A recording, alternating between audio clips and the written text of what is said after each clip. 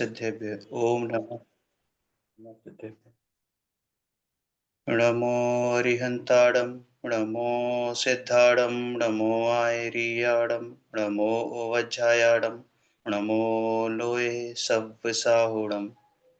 मंगलम भगवान वीरो मंगलम गौतमो गणि मंगलम मुकुंद कुंदाद्यो जैन धर्मोस्तु मंगलम। सर्वमंगल मांगल्यम सर्वकल्याणकारकं प्रधानं सर्वधर्माणां जैनं जयतु शासनं जैनं जयतु शासनम्।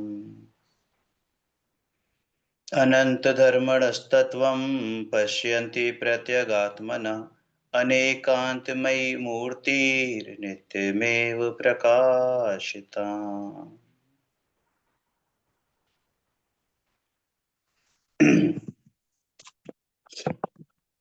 चर्चा चैतन्य की भाग 2 चर्चा क्रमांक 17 चल रही है।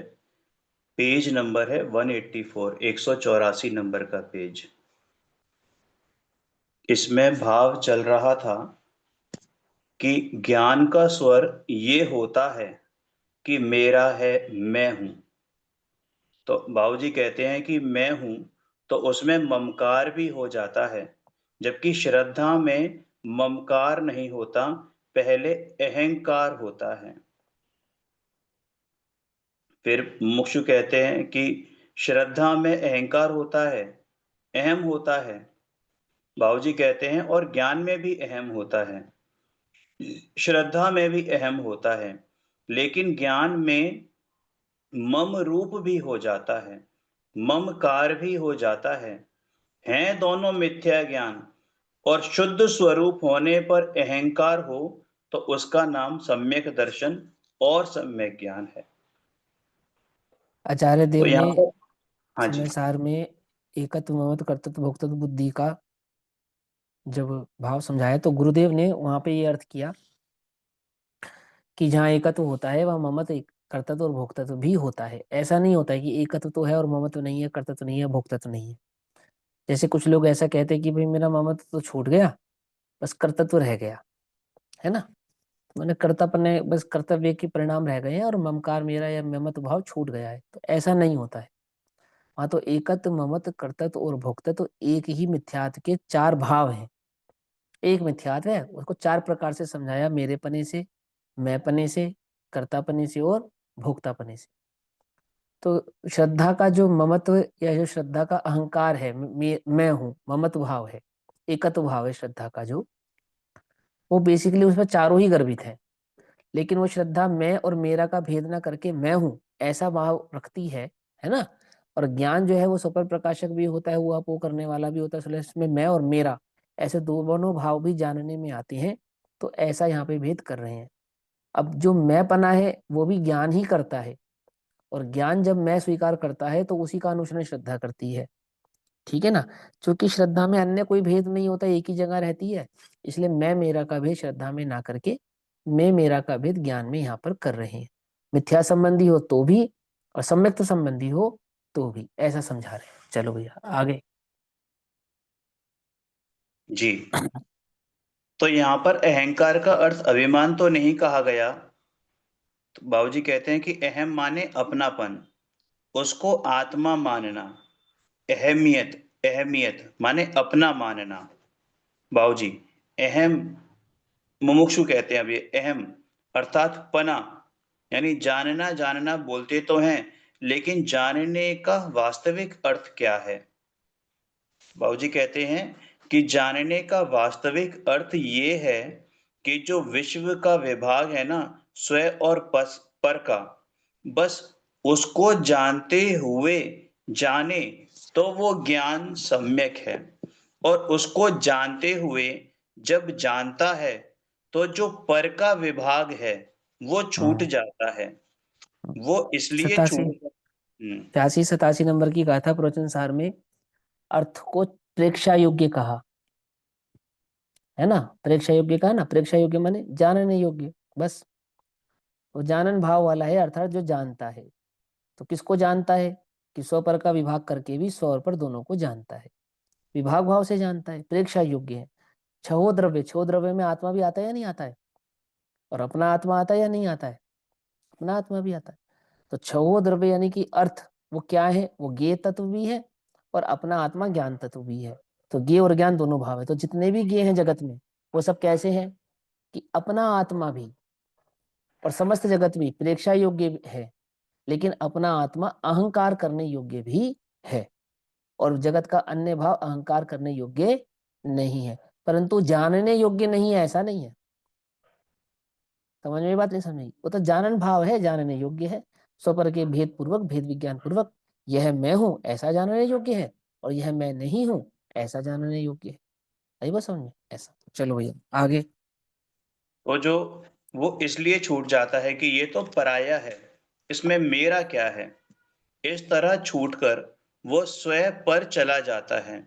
इस तरह जानने का अर्थ है कि स्वयं पर के विभाग पूर्वक ही जानना। स्वयं हम्म, पर का विभाग जानकर स्वयं पर के विभाग रूप विकल्प नहीं बढ़ाना कि ये हम्म, पर है, ये मैं हूँ, ये पर है, ये मैं हूँ, ये पर है, ये मैं हूँ।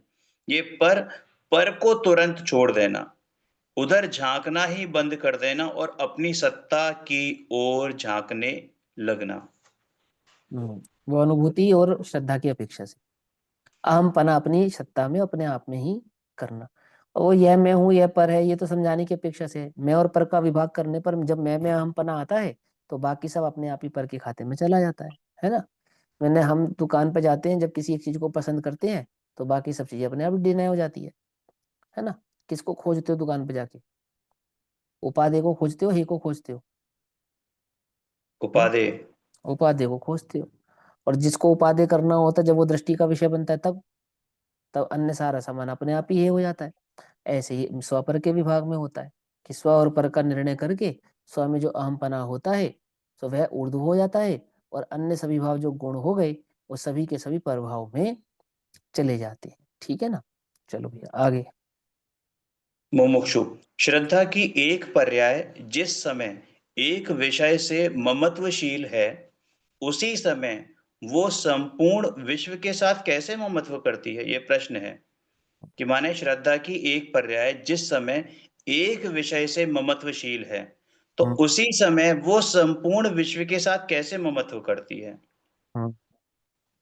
बाबूजी समझ में आई? कहते जैसे हैं। मान के चलो कि वो श्रद्धा शरीर के साथ ममत्व कर रही है, तो बाकी सारे संपूर्ण विषय विश्व से ममत्व कैसे कर सकती है? या तो मेरा शरीर में ममत्व हो सकता है, या मेरी स्त्री या मेरे बच्चों या मेरे मकान में ममत्व हो सकता है। तो कह रहे हैं कि शरीर में भी ममत्व है और संपूर्ण विषय में विश्व में भी ममत्व है। ये कैसे पॉसिबल है ना? बेसिकली उसका ममत्व तो पर्याय में है। अजय मूड़ा है ना, वो पर्याय में उसका ममत्व है। तो समस्त पर्याय भाव में ममत्व भाव उसका काउंट होता है। पर भाव में, एक पर भाव में ममत्व होने का अर्थ है कि समस्त पर भाव में ही ममत्व होना। अब जो मैं जिसमें मैंने मेरापना स्वीकार किया, मैंने देह में ममत्व स्वीकार किया, तो देह को जो सुख रूप होगा उन सब में मेरा ममत्व हो जाएगा, और जो देह को सुख रूप नहीं होगा उन सब से मेरा द्वेष हो जाएगा। सिंपल। एक का ममत्व है ना, तो अपना ममत्व इसमें होने के कारण समस्त भावों में प्रभाव अपने आप ही होता है, और उससे संबंधित उसको सुख के कारण जितने भी होते हैं उन सब में भी ममत्व भाव हो जाता है। अन्य से द्वेष भी कब होगा? जो देह को दुख कर होगा, उससे द्वेष भी तभी होगा जब देह में ममत्व होगा। आई बात समझ में? पड़ोसी का घर का रंग नीला है, पीला है, काला है, उसे तुम्हें क्या लेना? अपने घर का रंग नीला है, पीला है, काला है, उससे है ना? अपने घर के बाहर कोई गाड़ी खड़ी कर गया, अपने घर के बाहर कोई कार्य गलत हो गया, उससे लेना देना है, क्योंकि घर में ममत्व है। और जो पड़ोसी का घर है उसमें ममत्व नहीं है, उसके घर के बाहर कुछ भी होता रहो, कोई कुछ भी खड़ा करता रहो, कोई कुछ किसी भी प्रकार का कार्य करता रहो, तो अपने को फर्क नहीं पड़ रहा है। तो देह में ममत्व होने से देह संबंधी देह के सुख के समस्त कारणों में ममत्व हो जाता है, और देह के दुख रूप कारणों में, समस्त कारणों में द्वेष बुद्धि हो जाती है, आपो आप हो जाती है। अभी बाबूजी जो समझाएंगे उस भाव को समझो कि एक में ममत्व होने पर समस्त में ममत्व कैसे होता है। बिल्कुल। तो संपूर्ण विश्व में हो गया ना कि जिसने एक के साथ ममत्व किया, तो वो किसके साथ ममत्वशील नहीं है? सबके साथ है। पर में जो गई और पर में किसी एक के साथ गई, एक के साथ भी जिसने ममत्व किया, तो वो सबके प्रति ममत्वशील है, ऐसा नियम है। जैसे एक व्यक्ति की चोर वृत्ति है, तो वो एक रात में केवल एक जगह पर चोरी करता है। लेकिन ये बताइए कि वो सारे विश्व में किस जगह चोरी नहीं करेगा? आज इस समय इस समय उसका जो भाव है, वो भाव कितना है?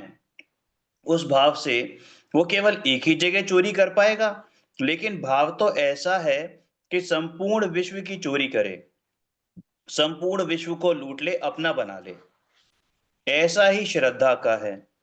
श्रद्धा का स्वरूप है कि श्रद्धा के सामने जो विषय होता है, वो उसी में अहमियत करती है, उसी में अहम करती है। लेकिन भाव ये कि वो संपूर्ण लोकालोक में अहम करती है। भाव इतना गहरा है। हाँ, मतलब वो सीधी सी बात है, प्राप्त पर्याय में तन्मय होता है। तो जो भी पर्याय तीनों लोकों में जो भी जहाँ भी जैसी भी प्राप्त होगी उसमें तन्मय हो जाएगा, उसमें ममत्व धारण करने लगेगा। उस पर्याय में जो सुख रूप होंगे वो सब में तन्मय हो जाएगा, सब में ममत्व भाव धारण करेगा। ऐसे ही उसका स्वरूप है, एक का ममत्व समस्त का ममत्व है, एक प्रभाव का ममत्व समस्त प्रभाव का ममत्व है। ठीक है ना? ऐसा। और एक स्वभाव का ममत्व वो सब सभी समस्त प्रभाव से द्वैत भाव वाला है, आप वो आप ही। हाँ। गुरुदेव श्री का बिल्कुल। एक बोल भी आता ना भैया, जिसे एक भाव की आकांक्षा है उसके अभिप्राय में अनंत भाव समाहित है। हाँ, आनंद भाव समाहित है, बिल्कुल ठीक है। एक पर्याय एक समय की भी आकांक्षा है, समस्त भाव समस्त पूरा विश्व और अनंत काल उसके उसमें समाहित हो जाते हैं। हाँ, ऐसा ही है।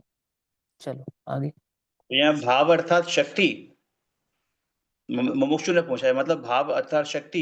तो बाबूजी कहते हैं कि भाव माने शक्ति नहीं है, भाव माने पर्याय का भाव। होना। शक्ति तो बहुत शुद्ध होती है, पर्याय शक्ति भी ऐसी है। पर्याय शक्ति इतनी नहीं कि वो केवल एक ही जगह चोरी करे। उसका मन तो ये है कि मैं अभी इसी समय सारे विश्व को लूट लूं, इस तरह सारे ही विश्व को अपने में ले लूं, अपना बना लूं। मिथ्या दृष्टि का ये भाव है, इसलिए तो निगोच जाता है। और इतनी सजा क्यों होती है? ये तो अनंत, यही तो अनंतानुबंधी का गहरा भाव है, गहरा राग द्वेष। मुमुक्षु, पर मैं किसी एक को हड़प करने की भावना हुई तो समस्त विश्व को हड़प करने की भावना है। कि हाँ, संपूर्ण विश्व को हड़प करने की भावना है। एक ठग है तो वो किसे नहीं ठगेगा। उस समय उसका जो भाव है वो इतना दूषित है, घनत्व रूप है, लेकिन वो कर नहीं पाता है। मतलब मौका नहीं मिल रहा इसलिए नहीं कर पाता, मौका मिलेगा तो किसको नहीं ठगेगा, सबको ठग लेगा। ऐसा। चलो आगे। यहाँ अपनी ये चर्चा 17 खत्म हुई, अब चर्चा क्रमांक 18 आरंभ होती है, पेज नंबर 187, 11 फरवरी 1999। इस चर्चा में ग्रंथराज समयसार जी की 11वीं गाथा की टीका के आधार से व्यवहार नय का स्वरूप और उसके विभिन्न प्रयोग, मंद कषाय की उपयोगिता, अभेद और एकाकार स्वरूप, अज्ञानी को भी आत्मा का जानना इत्यादि विषयों का मार्मिक स्पष्टीकरण किया गया है। मुमुक्षु, गाथा 11 को पूज्य गुरुदेव जैन दर्शन का प्राण कहते हैं। उसमें शुद्ध नय का विषय अभेद एकाकार नित्य कहा है। तो कृपा करके इस विषय को समझाने का निवेदन है। बाबूजी, 11वीं गाथा सम्यक दर्शन की गाथा है। उसके दूसरे चरण में यह बात बहुत स्पष्ट है कि भूतार्थ के आश्रय से ही सम्यक दर्शन होता है। अब व्यवहार को अभूतार्थ कहा। व्यवहार ने अभूतार्थ, असत्यार्थ और अविद्यमान अर्थ को ग्रहण करता है, और भूतार्थ माने जो शुद्ध ने है। उस सत्य अर्थ को, सत्य माने आत्मा का जो शुद्ध ज्ञायक स्वरूप है, उसको प्रकट भूत। करता है, उसको बताता है। और भूत का उसकी अर्थ होना, भूत का हाँ अर्थ ही जी, होना होता है। एक तो भूत होता है भूत पिशाच वाला भूत, है ना। एक होता है भूत अनुकंपा।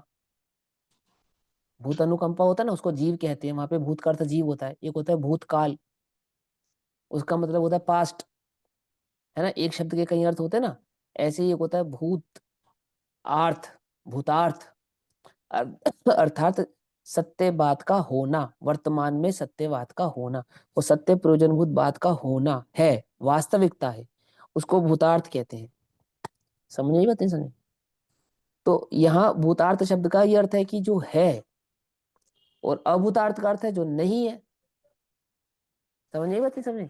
शब्दार्थ है ना, अलग अलग जगह पे एक भूत के कई अर्थ होते हैं। भूतकाल, भूत पिशाच वाला भूत जीव को भी भूत कहते हैं, आपने उसमें पढ़ा है ना, तत्वार सूत्र में भूतानुकंपा आदि सत्य साताविधि क्रम के अनुबंध के कारणों में।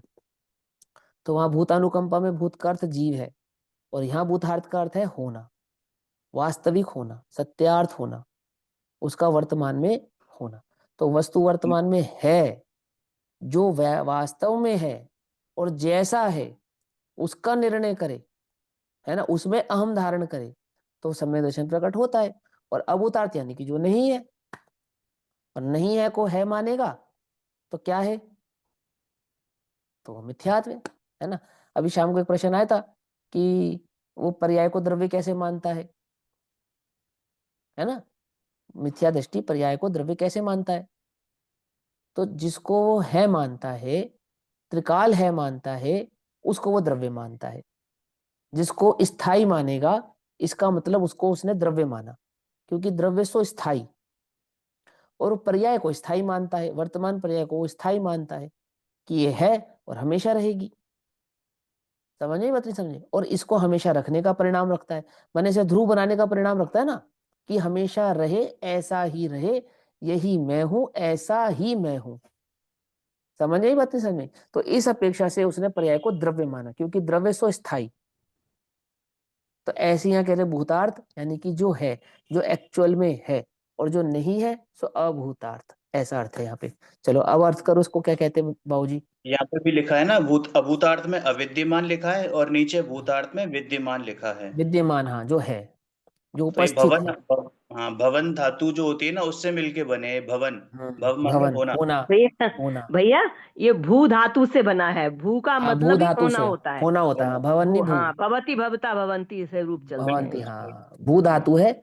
इसमें एक शब्द बनता है स्वयंभू, स्वयं से होना, स्वयं से होना। वो स्वयंभू हो जाता है। और भू माने होता है होना, ठीक है ना। और ये भूतार्थ भी भू धातु से बना है ना, भूतार्थ अर्थात वास्तविकता का होना, और अभूतार्थ अर्थात वास्तविकता का नहीं होना, ऐसा वो भू धातु से। चलो आगे। बरोबर। तो ये व्यवहार ने अभूतार्थ है, असत्यार्थ है और अविद्यमान अर्थ को ग्रहण करता है, और भूतार्थ माने जो शुद्ध नय है, उस सत्य अर्थ को, सत्य माने आत्मा का जो शुद्ध ज्ञायक स्वरूप है, उसको प्रकट करता है, उसको बताता है, और उसकी अनुभूति करता हुआ उदित होता है।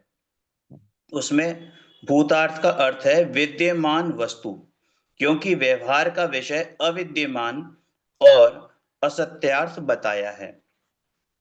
विद्यमान वस्तु अर्थात सम्यक दर्शन की ओर से देखा जाए तो जगत में एकमात्र केवल आत्मा की ही सत्ता है, और ज्ञान उसके साथ है। ज्ञान स्वयं और पर दोनों का विभाग कर चुका है, और विभाग करके वह भी आत्मस्थ होकर शुद्ध नय के विषय भूत आत्मा की अनुभूति कर चुका है। उसी के साथ सम्यक दर्शन का जन्म हुआ, तो वह भी उस ध्रुव शुद्धात्मा का अवलंबन लेता हुआ उसमें अहम करता हुआ प्रकट होता है। तो ज्ञान का विषय स्वयं पर विभाग रूप सारा लोकालोक है, लेकिन श्रद्धा का जो विषय है, मिथ्या दर्शन की अगर बात छोड़ दें, क्योंकि मिथ्या दर्शन में तो शुद्धात्मा के अतिरिक्त सारा ही जगत एक एक करके मिथ्या दर्शन का विषय अहम रूप में बनता है। मैंने वो तो प्रत्येक पर्याय में अहम भाव धारण करती है, लेकिन सम्यक दर्शन की अपेक्षा से देखें तो उसके अहम पने का जो विषय है वो एक आत्मा है। सारा जगत छोड़ दो और एक आत्मा में ही अहम पना करना है। किसका? श्रद्धा का विषय एक आत्मा अहम पना है। किसकी अपेक्षा से? सम्यक दर्शन की अपेक्षा से। और मिथ्या दर्शन की अपेक्षा से उसका अहम पना किसमें माने? तो सारे जगत में ही है, आत्मा में नहीं तो सारे जगत में ही है, क्योंकि वो तो प्राप्त पर्याय में तन्मय है, और जग 4 गति 84 लाख योनियों में जहां भी जाएगा वहां अहम भाव से ही जाने वाला है। ऐसा जैसे एक परमाणु भी भोगने का परिणाम है, उसे समस्त परमाणु को भोगने का परिणाम है। ऐसा सम्यक दर्शन का स्वरूप और विषय। सम्यक दर्शन जानन क्रिया नहीं करता, इसलिए सम्यक दर्शन केवल उस ध्रुव शुद्धात्मा में ही अहम करता हुआ प्रकट होता है। सम्यक भूतार्थ का दर्शन जानन अर्थ। क्रिया नहीं करता, हम्म ठीक है ना। सम्यक दर्शन जानता नहीं है, तो किसको नहीं जानता? स्व को नहीं जानता या पर को नहीं जानता? बोलो। सम्यक दर्शन स्व को नहीं जानता या पर को नहीं जानता? बोलो। अभी तो ये कहा ना कि स्वयं का विभाग ही नहीं है उसमें, तो वो हाँ, तो तो किसको नहीं जानता? सम्यक सम्यक ज्ञान जानने दर्शन का कार्य करेगा। श्रद्धा गुण का एक एक सब ये हाँ सोच रहे थे कि वो बोलेगा वो बोलेगा। हाँ, कोई बात नहीं। सम्यक समझ रहे? दर्शन जानने का काम नहीं करेगा, सम्यक दर्शन हाँ श्रद्धा का कार्य करेगा, हाँ, जानने का तो काम ज्ञान करेगा। तो बिना जाने श्रद्धा कैसे करेगा दर्शन? नहीं करेगा। ज्ञान श्रद्धा, दोनों ही श्रद्धा उत्पन्न बिना होंगे। जाने, नहीं नहीं, हाँ, श्रद्धा बिना जाने कैसे निर्णय करेगी ये मैं हूं और ये मैं नहीं हूँ? नहीं जाना तो ज्ञान ही तो नहीं पहले श्रद्धा करना ने। पड़ेगा। हाँ, है ना। तो जानने का काम ज्ञान का है, श्रद्धा का जानने का काम नहीं है। और हम्म, श्रद्धा किस पे श्रद्धा करेगी? जिस पे ज्ञान ज्ञान ज्ञान पे। श्रद्धा करेगा। हम्म, आई वो समझ में? तो बिल्कुल। ज्ञान ने तो श्रद्धा कर ली और श्रद्धा ने श्रद्धा नहीं की, ऐसा कहना गलत है। हाँ, तर्क समझे? संगत नहीं, बात गलत है बिल्कुल। हाँ, तो गलत है। तो अपने को क्या लगता है कि मैंने तो निर्णय कर लिया और हम्म, श्रद्धा का निर्णय होना बाकी है। बाकी है। ऐसा नहीं है। मैं ही निर्णय करूंगा, मेरा ही वो निर्णय श्रद्धा के खाते में जाएगा, या यूं जाएगा। कहे कि मेरे निर्णय पे श्रद्धा मोहर लगाएगी, या यूं कहो कि मेरा जो मोहर लगा हुआ निर्णय है वह श्रद्धा उसरूप हो जाएगी। वास्तव में तो अहम इक्कौ खलु शुद्धो नान दंसन समग्गौ, मैं एक हूं, अपने ज्ञान दर्शन सुख वीर्य आदि गुणों से अभेद हूं, ठीक है ना। और आत्मा ज्ञान प्रमाण होने से आत्मा के अनंत गुणों का कार्य करने वाला एकमात्र कोई गुण है, तो ज्ञान ही है। सुखी भी ज्ञान होता है, दुखी भी ज्ञान होता है, श्रद्धा भी ज्ञान में होती है, और चारित्र वह भी ज्ञान में ही ज्ञान होता में ही है। होता है। ज्ञान का स्थिरपना चारित्र है। हाँ ये, आप ही से सीखे। हाँ समझे ना, समझे, समझो ध्यान से, है ना। तो ऐसा हम्म, बिल्कुल मत सोचो कि भैया वो तो अंदर में तो स्थिरता है और उपयोग बाहर है, ऐसा नहीं। जो कुछ है ये ज्ञान है। ऐसा, ठीक। तो चलो भैया आगे। श्रद्धा नहीं जानती कुछ, कौन निर्णय करेगा? ज्ञान निर्णय करेगा। जो जानता है वो ज्ञान है, स्वपर का विभाग करेगा, ज्ञान करेगा। और स्व पे श्रद्धा जब ज्ञान करेगा तो श्रद्धा भी उस रूप परिणमित होगी। तो अभी हमने हमारे वास्तव में ज्ञान ने निर्णय नहीं किया है। सच्ची बात ये हुई ना, अब निकल कर अर्थ तो यही आया, क्योंकि श्रद्धा तो कुछ जानती नहीं,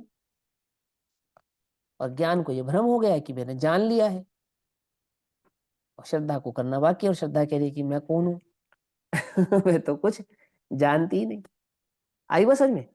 तो सच्ची बात यह है कि अभी हमने निर्णय नहीं किया है, निर्णय करेंगे तो कार्य होता ही होता है। चलो भैया आगे। ज्ञान जब निर्णय करता है तो उस निर्णय को ही हम श्रद्धा के नाम से जान जाते हैं, हाँ नहीं? जानते ज्ञान हैं, हाँ, जब इंगित करते हैं, हाँ इंगित करते हैं माने कि उसकी संकेत करते हैं, उसका पहचान बनाते हैं उसको, ठीक है। देखो वाच्य वाचक संबंधों में जो शब्द है ना वो संकेत है, और जो जो वाचक है ना, वाच्य वाचक में जो वाचक है वो वास्तव में तो अवक्तव्य है, ठीक। वस्तु तो अवक्तव्य है, वक्तव्य नहीं है, लेकिन वस्तु संकेत है, वस्तु को समझाने का संकेत है। कौन? शब्द। पकड़ में आई बात? नहीं समझ पकड़ में आई? वस्तु का स्वभाव, उसका परिणमन, उसका स्वरूप संकेतों से, शब्दों के संकेतों से समझाते हैं, जिसको प्राकृत में अप्पा कहते हैं, हिंदी में उसको आत्मा कहते हैं, या संस्कृत में उसको आत्मा कहते हैं, इंग्लिश में उसको सोल कहते हैं। सोल तो जूते को भी कहते हैं, जूते की एड़ी को। क्यों? समझ में आई बात? नहीं समझ में एसओ एल ही आई? होता है, तो एसओ एल ही होता है। हाँ, तो प्रोनाउंसिएशन में फर्क है ना, कि हमने स्पेलिंग का प्रोनाउंसिएशन फर्क में डाला कि भैया उसका ये है उसको ऐसे संकेत करेंगे, इसको ऐसे संकेत करेंगे। ऐसे अप्पा अपने को भी कहते हैं, अप्पा आत्मा को भी कहते हैं। आत्मा का अर्थ अपना भी होता है, जो स्वयं में रहे उसको भी होता है, और जीव को भी आत्मा कहते हैं। अब एक आत्मा कितने अर्थ है ना, अर्थ समझ में आ रहा है नहीं आ रहा है? ये संकेत होता है, संकेत से वस्तु स्वरूप को समझाया जाता है, शब्द से, वाच्यवाचक। कौन सा शब्द उपयुक्त माना जाएगा? जिससे वस्तु का सीधा भाव समझ में आ जाए। तो उन उन दोनों के बीच में क्या संबंध जुड़ जाएगा? वाच्यवाचक संबंध जुड़ जाएगा। जिस शब्द से वस्तु का भाव सीधा जुड़ जाए तो क्या बन जाएंगे दोनों? वाच्यवाचक। वाच्यवाचक बन जाएंगे। और जिस शब्द से वस्तु सीधी ना जुड़े तो वो वाच्यवाचक नहीं बनेंगे। समझ में आई बात? नहीं समझ में? मैं क्यों समझा रहा हूँ मालूम? है ना? समझना ध्यान से, बहुत अच्छे से समझना है ना इसको। शब्द मलेच्छ नहीं होना। क्या नहीं होना? शब्द मलेच्छ नहीं होना। भाव जो समझा रहे हैं ना वो पकड़ में आना चाहिए। वो क्यों कहा गया है, क्या अर्थ है उसका, क्या भाव है। इसीलिए कहीं कहीं पे आचार्यों ने कहीं कहीं पे व्याकरण पे भी जोर दिया है, कहीं कहीं पे दिया है कि अगर तुमने वो गूढ़ता से रहस्य को निकालना है ना, बिल्कुल एकदम। पंडित टोडरमल जी ने भी लिखा है कि जिन्होंने उस व्याकरण आदि को भली प्रकार से पहचाना है, उन्होंने सरलीकरण किया है, तो तुम सरल शास्त्रों को पढ़ लो। लेकिन गंभीर शास्त्रों को पढ़ने के लिए, गंभीर भाव को जानने के लिए, मूल भाव को समझने के लिए तो व्याकरण आदि का ज्ञान होना अनिवार्य है। ऐसा कहा नहीं, कहा पंडित टोडरमल जी ने, है ना? लेकिन वो सरलीकरण हुआ है, वहां सरलीकरण से जान लो। अगर व्याकरण आदि नहीं समझ में आती है तो आवश्यकता नहीं है। भाषांतर इसलिए किया जाता है, देश भाषा में कन्वर्ट इसलिए किया जाता है। आ रही बात समझ में? नहीं समझ में आ रही है ना? तो ये ऐसे समझा रहे हैं। अब यहाँ पे जो भाव समझाया अभी यहाँ पर कि वो श्रद्धा तो कुछ जानती नहीं है, तो कौन जानता है? कि ज्ञान जानता है। तो ज्ञान जानता है अर्थात ज्ञान क्या जानता है? कि ये मैं हूं ऐसा जानता है। तो श्रद्धा भी कहती है ये मैं हूं। और जब ज्ञान जानता है कि ये मैं नहीं हूं, और ज्ञान कौन है? कौन है ज्ञान? मैं। ज्ञान मैं हूं। और मैं क्या हूं? मैं द्रव्य हूं, गुण हूं, या पर्याय हूं? द्रव्य भी हूँ, गुण भी हूँ, पर्याय भी हूँ। पर्याय भी हूं। समझ आई बात? मैं ही हूं। और मुझे दृष्टि किसकी करनी है? अपनी। अपने द्रव्य भाव की दृष्टि करनी है। पकड़ में आई बात? नहीं पकड़ में आई? और मैं अपने द्रव्य भाव की दृष्टि कैसे करूंगा? ज्ञान से करूंगा। ध्यान से करूंगा, नहीं करूंगा? तो ज्ञान तो पर्याय है, परिणमता हुआ कि पर्याय अपने को द्रव्य स्वीकार करेगी। तो श्रद्धा में क्या हो जाएगा कि समस्त परभावों से या पर्याय भावों से छूटकर अपने द्रव्य स्वभाव की ओर एकत्व भाव धारण कर लेगा। कब? जब ये ज्ञान भली प्रकार से निर्णय कर लेगा तब। आई बात समझ में? ऐसे यहां समझा रहे हैं, समझो भैया क्या कह रहे हैं। सम्यक दर्शन जानन क्रिया नहीं करता, इसलिए हम्म सम्यक दर्शन केवल उस ध्रुव शुद्धात्मा में ही अहम करता हुआ प्रकट होता है। भूतार्थ का अर्थ भूत है जो अर्थ, सत्ता स्वरूप विद्यमान है जो पदार्थ, उसका नाम भूतार्थ है। सम्यक दर्शन के लिए जगत में एकमात्र शुद्धात्मा ही सत्ता है। अन्य किसी की सत्ता सम्यक दर्शन के लिए नहीं है। सम्यक दर्शन में अगर शुद्धात्मा के अतिरिक्त कोई दूसरा विषय बने तो क्योंकि सम्यक दर्शन की प्रकृति अहम करने की होती है, उसके अतिरिक्त उसकी कोई दूसरी क्रिया नहीं होती। मात्र अहम वह उसकी प्रवृत्ति होती है। इसलिए सम्यक दर्शन हो जाने पर शुद्धात्मा मैं यही मैं हूं, इस तरह ज्ञायक चिन्मात्र का अहम जागृत हो जाने पर यदि कोई दूसरा विषय बनता है, अथवा हम माने कि शुद्धात्मा के अतिरिक्त देव शास्त्र गुरु, सात तत्व, छह द्रव्य, स्वय और पर ये भी सम्यक दर्शन के विषय होते हैं, तो सम्यक दर्शन उनमें अहम करता हुआ मिथ्या दर्शन बन जाएगा, क्योंकि उसकी प्रकृति ही अहम करने की है। वो जानता तो नहीं है, सिर्फ ज्ञान ने जो आत्मा का स्वरूप निश्चय किया उसको वो सीधा ग्रहण कर लेता है। माने आत्मा उसमें का मतलब, अहम स्थापित करके, आत्मा का स्वरूप निश्चय किया मतलब उसमें अपनापन किया, जो पर द्रव्य है या स्वय है, उसमें जो अपनापन किया, उसी को वो अहम भाव से ग्रहण करता है। आत्मा का स्वरूप निश्चय किया मतलब अपना स्वरूप निश्चय किया, ऐसा है ना। अपना स्वरूप जो नहीं, आत्मा तो अनंत है, आत्मा तो अनंत है, सभी आत्मा है ना भाई, तुम भी आत्मा हो, मैं भी आत्मा हूँ, जीव की अपेक्षा से तो इतनी आत्मा है, लेकिन तो अपना स्वरूप जो निश्चय किया, हाँ एक आत्मा का, वो एक आत्मा भी अपना, तो आत्मा का स्वरूप निश्चय किया अर्थात अपना स्वरूप जो उसने निश्चय किया। तो क्या अपना स्वरूप निश्चय किया कि मैं एक हूँ, असंख्यात गुणात्मक हूँ, अनंत असंख्यात प्रदेशों वाला अनंत गुणात्मक हूँ, एक द्रव्य हूँ, ज्ञान आदि मेरे लक्षण है, ये ज्ञान ये जानन भाव स्वरूप है ना। और पर आदि भाव ये मैं नहीं हूं, ये मेरे नहीं है, ऐसा जो उसने निर्णय किया, अपने स्वरूप का निर्णय किया। और अपने स्वरूप का निर्णय किया, चूंकि श्रद्धा का काम है अपनापन करना, तो ज्ञान ने जिसमें अपना स्वरूप जैसे ही निर्णय किया, तो श्रद्धा ने उसने अपना अपनत्व उसमें धारण कर लिया। अब बेसिकली अपना तो ज्ञान ने ही धारण किया है, क्योंकि आत्मा में श्रद्धा नामक गुण है, और वो श्रद्धा से उस भाव को समझाते हैं। कोई अभेद है ना ज्ञान से, तो क्योंकि एक समस्त गुण कैसे हैं आत्मा में, तदात्मय संबंध वाले हैं, तदात्मय, तद आत्ममय, उस भावमय, तदात्मय, समझे नहीं समझे, उस भाव वाले ही है। तो ज्ञान के उस निर्णय को हम श्रद्धा से समझा रहे हैं। क्यों समझा रहे हैं श्रद्धा से? श्रद्धा गुण है और काम वो नहीं करेगा, निर्णय करने का काम तो ज्ञान ही करेगा। सुख नाम का गुण है, पर सुख नाम का गुण सुख ही नहीं करेगा। सुखी तो आत्मा अपने ज्ञान स्वभाव को जानकर सुख भाव में स्थित होकर होगा, और सुख से उसको इंगित करेंगे।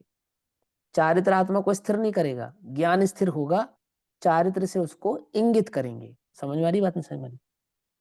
एक ज्ञान में समस्त, जब आप समय सारजी में स्यादत अधिकार पढ़ेंगे ना, तो एक ज्ञान गुण में अनंत धर्मात्मक भाव घटित करते हैं, और जो 47 शक्तियां ना, 47 शक्तियां, वो सारी एक ज्ञान से घटित करके बताएंगे कि वो ज्ञान है तो इस भाव वाला भी है, इस भाव वाला भी है। ज्ञान है, ज्ञान में केवल दर्शन, केवल ज्ञान शक्ति है, दर्शन चित्ती शक्ति में जानना और देखना। और फिर उसके वो अगुरु लघु तो भाव वाला है, वो सुख स्वभाव वाला है, वो भाव अभाव आदि भाव वाला है, वो त्याग उपादान शून्य तो भाव वाला है। ऐसे करते करते वो 47 शक्तियां जो बतलाई, या अन्य जगह पे भी जो शक्तियों का स्वभाव समझाया, वो एक ज्ञान को मुख्य करके समझाया। अगर आप बारीकी से पढ़ें और ध्यान से समझें, तो हम आप पाएंगे कि बेसिकली आत्मा को ज्ञान कहकर, और ज्ञान की शक्तियां हैं वो सारी, ऐसा कह रहे हैं। कुछ बात समझ में नहीं? जितनी भी 47 शक्तियां किसकी है, आत्मा की या ज्ञान की? आत्मा कहो ज्ञान करो, एक ही बात है एक ना ही ये। बात है। उन्होंने कहा आत्मा ज्ञान है, ज्ञान आत्मा है, और ज्ञान को मुख्य करके पहले ज्ञान में अनंत धर्मात्मक स्वभाव सिद्ध किया, और फिर ज्ञान से ही अनंत गुणात्मक भाव सिद्ध किया। शिष्य ने प्रश्न किया, एक ज्ञानमय है कहने से ऐसा लगता है मानो एक ज्ञान गुण वाला ही है। तो आचार्य कहते हैं नहीं, एक ज्ञान गुण वाला कहने पर भी वो अनंत गुणात्मक है। और एक ज्ञान से अनंत गुणों की सिद्धि कैसे होगी, तो एक ज्ञान से गर्भित करके बतलाए सारे के सारे गुण, सारी की सारी शक्तियां। आई बात समझ में? नहीं समझ में? तो वो बेसिकली जो निर्णय हो रहा है, या जो जान रहा है, अनुभव कर रहा है, स्थिर हो रहा है, भेद विज्ञान कर रहा है, ऊहापोह कर रहा है, वो सब कुछ करने वाला एक ज्ञान है। और वो ज्ञान अभी प्रकट है, और यह मैं हूं, यह मैं हूं, ये मेरा लक्षण है, ये ज्ञान ही मेरा लक्षण है, अन्य कोई और मेरा लक्षण नहीं है। समझे? ऐसा। पर चलो। माने उसमें अहम स्थापित करके, यही चिन्मात्र मैं हूं, ये भी कथन में आता है। सचमुच तो आत्मा को जो स्वभाव रागादि से रहित, कर्मों से रहित, नो कर्म से रहित, अर्थात संपूर्ण जगत से रहित है, ऐसा जो ज्ञान ने निश्चित किया, चैतन्य मात्र, चिन्ह मात्र ऐसा जो निश्चय किया, तो ठीक वो भाव स्वरूप चिन्ह मात्र उसके अनुभव में आता है। यही मैं हूं, इस प्रकार का वचन या इस प्रकार का वाक्य भी उसमें प्रवर्तित होता नहीं। वो तो अहम करता हुआ सीधा उस ज्ञायक में प्रवृत्त होता है। इसलिए जो ज्ञायक है वो उसका विषय है। ज्ञायक कहें या शुद्ध जीवास्तिकाय कहें, परम पारिणामिक भाव कहें, चिन्ह मात्र कहें, परम तत्व कहें, परम ज्योति कहें, ज्ञान मात्र कहें, सब एक ही बात है, एक पर्यायवाची हैं। ये सब पर्यायवाची हैं। अब व्यवहार ने की अभूतार्थता। व्यवहार ने अभूतार्थ है, माने असत्य अर्थ को अभूत अर्थ अर्थात जो विद्यमान नहीं है, वो उस अर्थ को प्रकट करता है। जो विद्यमान नहीं है और जो अभूत है, असत्य मैंने है, अवास्तविक है, हाँ अभूत जी, मैंने अवास्तविक है उसको। उसकी जो श्रद्धा की जाए तो उसका नाम मिथ्या दर्शन होगा। इसलिए जैन दर्शन में व्यवहार ने संपूर्ण रूप से हेय कोटि में रखा गया है। ये देह मेरी है, यहां से लेकर शुद्धात्मा के विकल्प तक कैसा भी व्यवहार हो, कर्ण लब्धि में होने वाला केवल शुद्धात्मा का विकल्प भी व्यवहार है और हेय है। जो शुद्धात्मानुभूति करने वाला है और जो इस व्यवहार में प्रवर्तित हो रहा है, वह भीतर से इसे हेय जानता हुआ, अर्थात उसमें अहम नहीं करता हुआ, ममत्व नहीं करता हुआ वह प्रवाहित होता है, तो उसे शुद्धात्मा मिल जाता है और उसकी उपलब्धि हो जाती है। जो आत्मा समझ अनादि में आ गया होगा, कोई मुश्किल तो नहीं है ना? ये हाँ जी, सभी के समझ में आ गया हो कि हमने कई बार चर्चा की इस बात पे, है ना, कैसे अहमपना करता हुआ, है ना। देखो सीधी सी बात ये है कि वो चैतन्य ज्ञान, जो ज्ञान भाव है ना, प्रकट ज्ञान भाव, वो ज्ञान भाव पे उपयोग एकाग्र होता है, तो वहां अहम भाव विकल्पात्मक नहीं होता है। वो विकल्प के आधार से नहीं होता है, विचार के आधार से नहीं होता है, वो चिंतन के आधार से नहीं होता है। वो तो है, और वो हूं में अहम, ये दोनों भाव अविनाभावी संबंध है। देखो जैसे ही है पे दृष्टि जाती है, यानी उपयोग है भाव पे स्थिर होता है। क्या है? क्या है? क्या है? नहीं समझ। आत्मा मैं हूं, मैं मैं हूं, मैं है में मैं पना है, वो हूं है वास्तव में। तो वो जो है, जब है पे दृष्टि जाती है, तो वह है क्या बन जाता है? हूं हो जाता है। हूँ। समझ में ही बात है सच। अस्तित्व का भान होता है, तो अस्तित्व का भान होता है तो हूं हो जाता है, और वो हूं पने का नाम ही वहां पे वास्तव में अहम पना है। शुद्धोपयोग स्वरूप है, आत्मानुभूति स्वरूप है, निर्विकल्प दशा है। समझ में ही बात नहीं समझ में? और जो नहीं है वो सारा अभूतार्थ है, निधेय आदि भाव जिसका वह अनुभव कर रहा है, ऐसा नहीं है। कैसा है? चैतन्य चिन्ह मात्र ज्ञायक भाव मात्र ही है, अन्य भाव वाला नहीं है। आई बात समझ में? ऐसा चलो भैया। जो आत्मा अनादि अनंत शुद्ध है, बिल्कुल परिशुद्ध है, जिसमें रंच भी मलिनता नहीं है और किसी की मिलावट भी नहीं है, उस आत्मा को व्यवहार ने मोही रागी द्वेषी कहता हुआ प्रकट होता है। उसका भी एक प्रयोजन तो होता है, लेकिन प्रयोजन होने पर भी आत्मा मोही रागी द्वेषी नहीं है, और वह आत्मा को किसी प्रयोजन से, अर्थात मोह राग द्वेष मेरे आत्मा की पर्याय में भी पैदा होते हैं। मोह राग द्वेष की उत्पत्ति में जगत के अन्य पदार्थ का थोड़ा भी हिस्सा नहीं है। इस प्रयोजन से व्यवहार ने आत्मा को मोही रागी द्वेषी कहता है। इससे यह पता लगता है कि मोह राग द्वेष आत्मा ने संपूर्ण रूप से अपने अज्ञान से अपने भीतर ही प्रकट किए हैं। आई बात समझ में? वो व्यवहार ने आत्मा मोही है या आत्मा मोह का करता है, ऐसा कहता है, तो वह ये ज्ञान कराने के लिए करता है कि जो मोह आदि भाव उत्पन्न हुए हैं वो कोई पर ने आत्मा में उत्पन्न कराए नहीं है। तो व्यवहार में क्यों डाले? क्योंकि वो आत्मा के स्वभाव नहीं है। समझ में बात नहीं समझ? एक निश्चय ने भी है जो आत्मा को मोही कहता है, खाली व्यवहार ने थोड़ी है। अशुद्ध निश्चय ने। अशुद्ध निश्चय ने है, अशुद्ध निश्चय ने भी कहता है कि आत्मा मोही है, आत्मा रागी है, आत्मा द्वेषी है, ऐसा कहता है वो। तो क्यों कहता है? क्योंकि आत्मा में उत्पन्न होने वाले मोह राग द्वेष का कारण कोई पर द्रव्य नहीं है। समझे? उसका अपना निजी अज्ञान है। अपने अज्ञान के कारण, अपने स्वभाव को नहीं जानने के कारण उत्पन्न होने वाला वह भाव है। तो उसको एक को आप व्यवहार कहते हो और एक को आप अशुद्ध कहते हो। ऐसा क्यों? कि बस सीधी सी बात समझो तुम तो, कि वह अपना स्वभाव नहीं है। क्या नहीं है? स्वभाव। स्वभाव नहीं है। अपने में है पर अपना स्वभाव नहीं है। मुझे बुखार है पर बुखार मेरा स्वभाव नहीं है। समझ में बात नहीं समझ? हुआ तो मेरी ही सत्ता में है ना, बुखार कहाँ हुआ है? मुझे हुआ है लेकिन मेरा स्वभाव नहीं, इसलिए मैं उसे अपना मानता नहीं। आई बात समझ में? और अपना कहता भी नहीं। दोनों ही बातें, ना मैं अपना उसको कहूंगा और ना मैं अपना उसको मानूंगा। जैसे पानी में शैवाल, पानी में शैवाल तो दो भिन्न द्रव्य है, ठीक, हाँ, लेकिन एक उदाहरण के तौर पे पानी में उत्पन्न होने वाली वो जो काई है, उस काई का जो रॉ मटेरियल है वो पानी ही है, लेकिन उसमें संयोग होता है धूल मिट्टी आदि का, है ना, वो गंदगी से इकट्ठा करके बनाता है।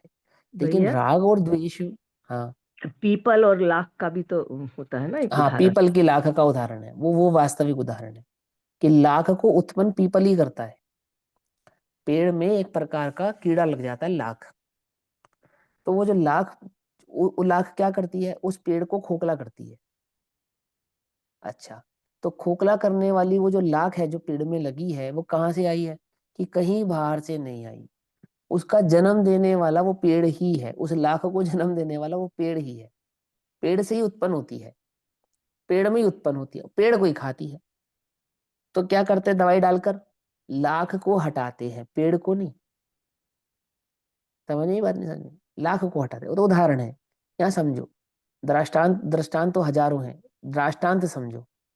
मैं ये जो चैतन्य हूँ, मेरे भीतर उत्पन्न होने वाले वो जो राग द्वेष परिणाम आदि भाव हैं, वो मेरे अज्ञान से उत्पन्न होते हैं। और अज्ञान क्या है? अज्ञान यही है कि मैं अपने स्वरूप को नहीं जानता, मुझे मेरे चैतन्य स्वभाव ज्ञायक भाव की खबर नहीं है। जो मुझे अब मेरे चैतन्य स्वभाव ज्ञायक भाव की खबर होवे, जो मेरा अहमपना मुझ में होवे, सो ये राग द्वेष मिथ्यात्वादी खड़े उत्पन्न होते नहीं है। अज्ञान मिथ्यात का द्योतक है और अस्थिरता राग द्वेष की द्योतक है, जन्मदाता है। तो मैं क्या ना करूं, कि मैं अज्ञान ना करूं और और स्थिर रहूं, अपने ज्ञान स्वभाव में स्थिर रहूं। तो क्या होता है कि वो जो मुझसे ही उत्पन्न होने वाले मोह राग द्वेष हैं, उनका विलय हो जाता है। समझ में? बात नहीं समझ में? है ना? अब वो निश्चय और व्यवहार से दोनों समझ। उसको व्यवहार क्यों कहा? स्वभाव नहीं होने के कारण। उत्पन्न तो यही होते हैं, तो व्यवहार ने उसे आत्मा का क्यों कहा? उत्पन्न का करता तो आत्मा ना होता हुआ भी, माना उसमें उत्पत्ति का जो रीजन है वो तो आत्मा का अपना अज्ञान ही है, इसलिए। पढ़ो भाई, इसको पूरा करो। जब हम इस बात पर विचार करते हैं, अर्थात यह जानते हैं कि आत्मा ही रागी द्वेषी मोही है और मोह राग द्वेष में अन्य किसी का हिस्सा नहीं। प्रवचन सार जी में भी यह वचन है कि राग का कर्ता आत्मा ही है। ये शुद्ध द्रव्य के निरूपण स्वरूप निश्चय न है। शुद्ध द्रव्य के निरूपण स्वरूप निश्चय न है ऐसा कहा, तो इसका अर्थ ये है कि जो कर्मों को राग द्वेष में शामिल करता आया है और मानता आया है कि कर्म के उदय में ही राग द्वेष होते हैं, उसका ये मानना कि कर्म का प्रभाव राग द्वेष में अवश्य होता है, भले ही वो कर्म को निमित्त कहे, लेकिन उसके आशय में आत्मा के राग द्वेष के प्रति कर्म के कर्तृत्व की मान्यता पड़ी है, इसलिए वह व्यवहार भी नहीं है, लेकिन वो तो मिथ्या दृष्टि है। सुन लिया क्या लिखा है? फिर से पढ़ लो और फिर से समझ लो, अगर नहीं समझ में आया तो। जिसके चित्त में ये बू है, बू समझते हो? कि कि ये मेरा ये नहीं है, जो ये ना मेरा ना है। ना ना ना ना, जिसके चित्त में ये बू है कि ये जो मिथ्यात्व राग द्वेष उत्पन्न हुए हैं, इनमें कर्तृत्व कर्मों का है, वो मिथ्या दृष्टि है। क्या क्या कहा है बाबूजी ने, सुना? जो ये मानता है कि मिथ्यात्व राग द्वेष का कारण कर्म है, भले ही निमित्त कारण मान रहा है, समझना ध्यान से। और निमित्त कारण में भी अगर उसको अंतरंग में तो यही लग रहा है ना, कर्तापना स्थापित कर रहा है ना, वो मिथ्या दृष्टि है। अब निमित्त कहना और निमित्त मानना, दोनों में अंतर है। जो मानता है कि उन्हीं के निमित्त से हुए हैं और निमित्त को कहने भर का नहीं समझता, कर्तापने का समझता है, तो वो मिथ्या दृष्टि है। ऐसा लिखा है, पढ़ो दोबारे। बिल्कुल सही बात है। शुद्ध द्रव्य के निरूपण स्वरूप निश्चय न है ऐसा कहा, उसका अर्थ ये कि जो कर्मों को राग द्वेष में शामिल करता आया है और यह मानता आया है कि कर्म के उदय में ही राग द्वेष होते हैं, उसका ये मानना कि कर्म का प्रभाव राग द्वेष में अवश्य होता है, भले ही वो कर्म को निमित्त कहे, लेकिन उसके आशय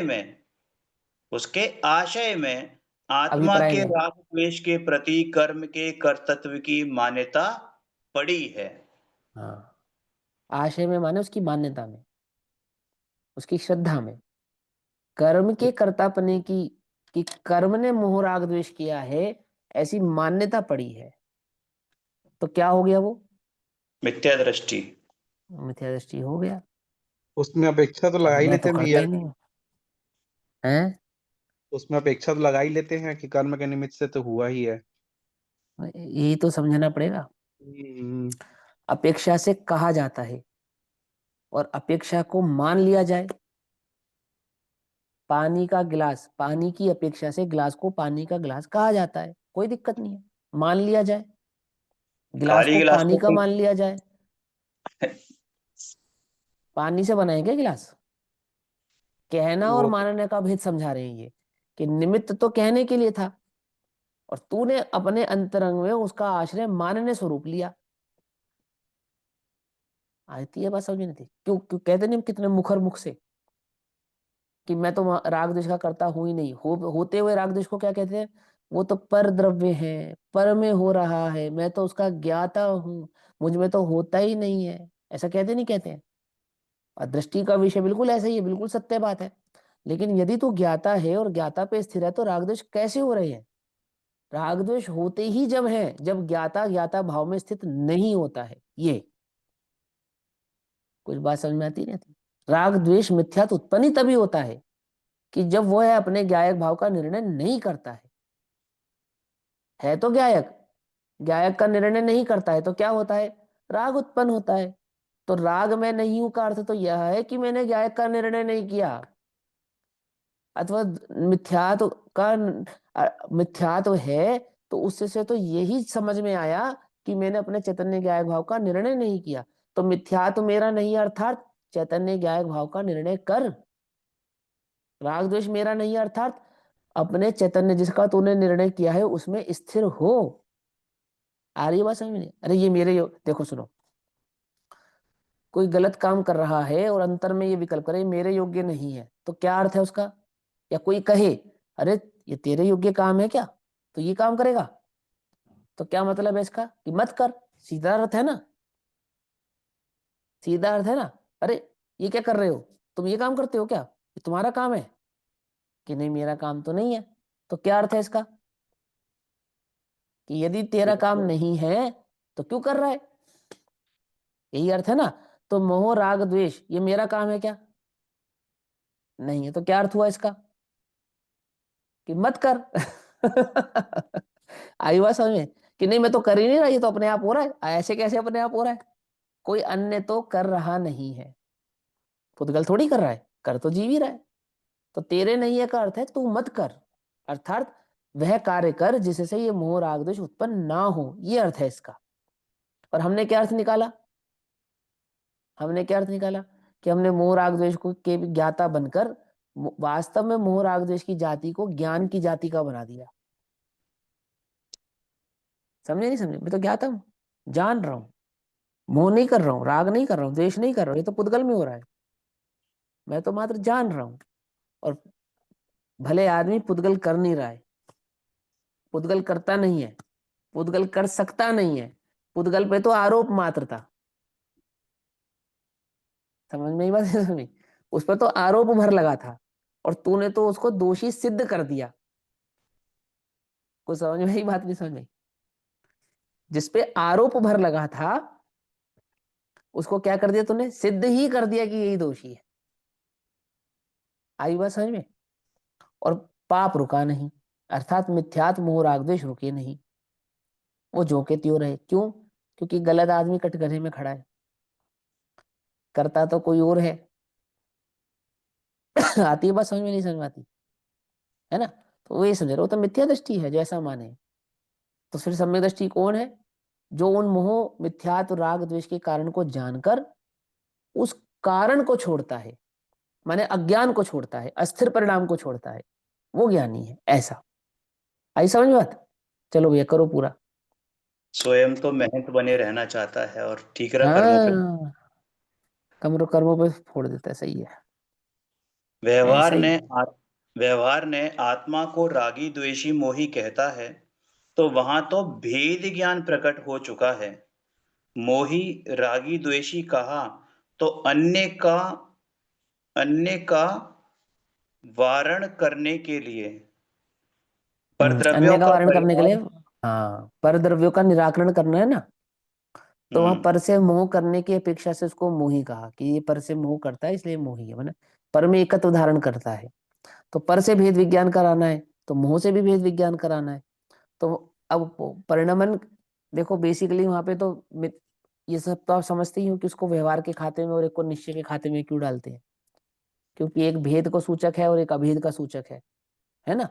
तो वहां भेद से कथन करते हैं इसलिए व्यवहार के खाते में डालते हैं, एक में अभेद का कथन करते हैं इसलिए निश्चय के खाते में डालते हैं। हाँ, सूचना क्यों देते हैं, वो पर द्रव्य से ममत्व धारण करता है उस अपेक्षा से, क्योंकि पर द्रव्य अपने से जुदा है ना, भिन्न है, स्पष्ट ही भिन्न है, और उस भिन्न द्रव्य में मैं हूं ऐसा भाव धारण करता है। तो व्यवहार ने कहता है कि ये मोह करता है, तो किससे मोह करता है, ये राग करता है, ये जीव द्वेष करता है, तो किससे करता है, पर द्रव्य से करता है ना। मैं मोह करता हूँ, राग करता हूँ, द्वेष करता हूँ, तो किससे करता हूँ, कि उस जगत में एक पर द्रव्य है उससे मोह राग द्वेष करता हूँ, ऐसी सूचना वो व्यवहार ने कराता है, कि आत्मा मोह करता है या आत्मा ने मोह किया, ऐसा। ठीक, चलो आगे बिल्कुल। अब ये लंबा पैराग्राफ है, इसको अपने समय हाँ, अनुसार करेंगे। करेंगे तभी आगे। तक के लिए सभी को सादर जय जिनेन्द्र। ओम नमः ओम नमः सिद्धेश्वराय। सिद्धेभ्य। निज निधि निज में बताई यह अनंत उपकार है, उसके लिए जिन वाणी माँ को वंदना शत बार है, वंदना शत